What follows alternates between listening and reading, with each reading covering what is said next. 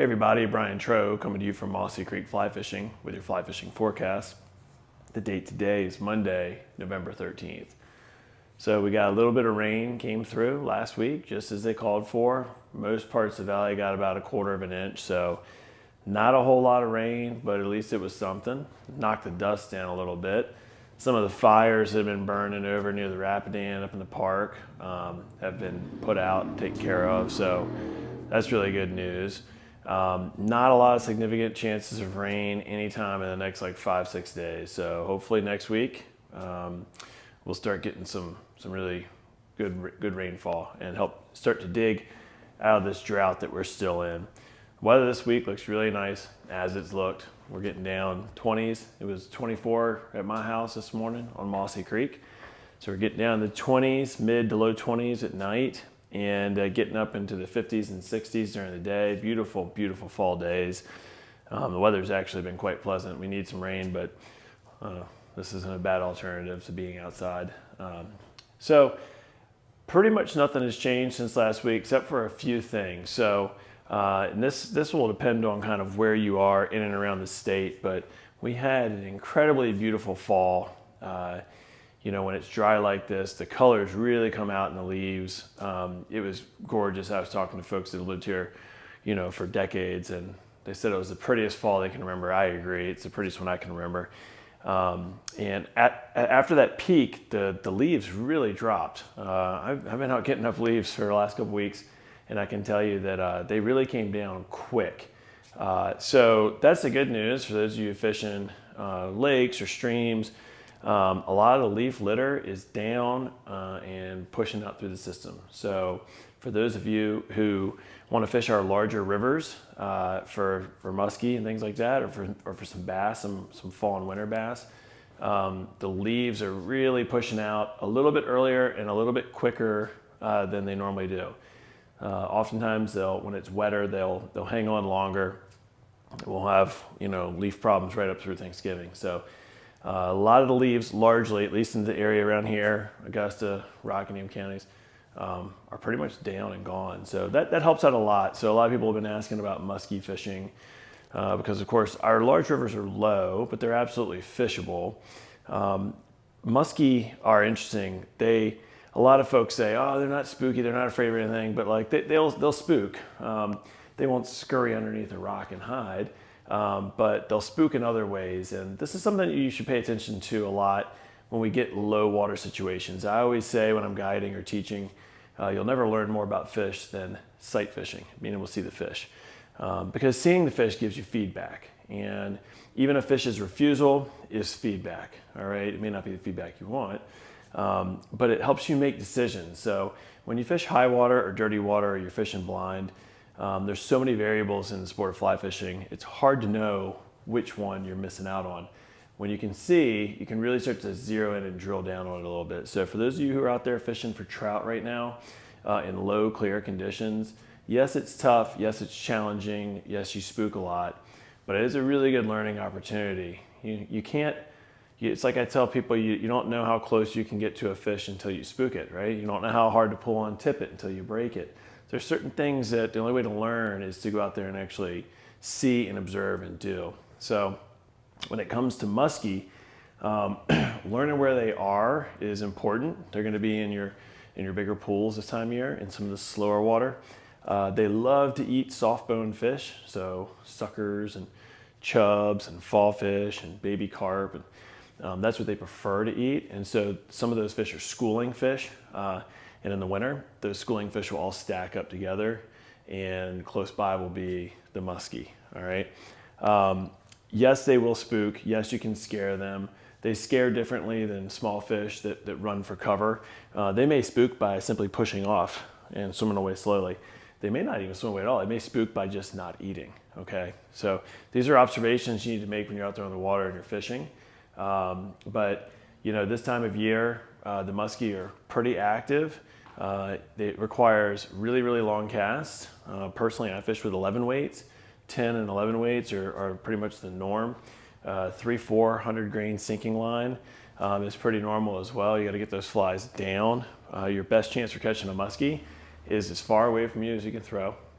And within the first 30, 40, 50 feet of retrieve is your best chance, because once you start to get up close to that boat and they begin to see things, they'll just what we call submarine. They'll just kind of swim on by you and keep on going down. So it doesn't mean you can't get one to eat at the raft or the boat when the water's crystal clear. It's just far less likely. So stop by if you guys have questions about musky flies, musky fishing. Now's a good time to come by and check out what we've got here. Ask questions about it, leader, gear setup, all that stuff. They can be a lot of fun to fish for, but you got to be persistent and you got to be efficient. If you're not efficient, your arm's going to wear out very quickly. You won't be able to cover the water that you normally do.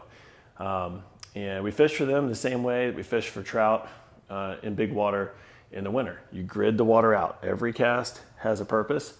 And after you've worked a piece of water from left to right or right to left, and you've kind of put it in a spot where you know that anything within 5-10 feet could see it, then you move on and you do it again and again and again and again. All right, so have some good music to listen to because it can really try your patience trying to cover a lot of water for these guys. And you have to be completely focused, because when you finally get that big eat, if you've convinced yourself that you're not going to hook one, or you're daydreaming even a little bit, you're not going to be able to put that big hook into that bony, toothy mouth. All right, so it takes a little different breed of fishermen to go after the muskie, and it helps to get some information from guys that have been catching them for a really, really long time, because the muskie doesn't give you a lot of feedback. You aren't in front of them a lot. You don't get a lot of bites, and therefore it's hard to tell whether you're doing something right or wrong. So stop by and we'll give you some help or some advice, or call us or give us an email. All right, as far as the trout fishing goes, same story. Lakes, high mountain lakes to the west in the Allegheny front, there's a lot of them if you don't fish them. Some of the ones closer to town here, Elkhorn, Hardstone, Braley Pond, Switzer Reservoir. So there's a lot of great lakes not too far by. You can fish some of the bigger lakes like Moomaw, which is a little bit further drive if you have a power boat. So a lot of those are stocked. A lot of those are stocked with trout, and a lot of them have been stocked for the season. People getting ready. Since the water levels are low, the state has been focusing on a lot of these lakes. So ask us about trout fishing in the lakes. Some of them you can do with floating lines. Some of them you can do from the bank. Helps if you have a canoe or a kayak or a john boat. Really helps you cover a lot more water. You definitely should have sink tip lines. If you don't, and you don't want to invest in them, we have the Versa leaders here, which are a really great alternative.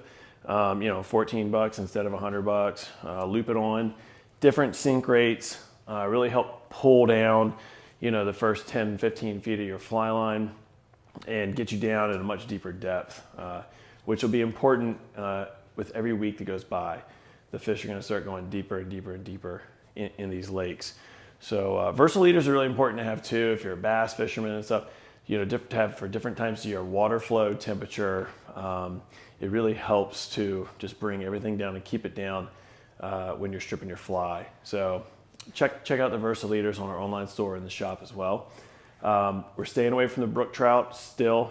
Okay, it's probably going to be a while before we kind of give a 2 thumbs up to heading back up into the mountains and pursuing our brook trout. Leaves are out of the way, but we still need rain, and we need to get a little further from that spawn to make sure we're not trampling nests and things of that nature.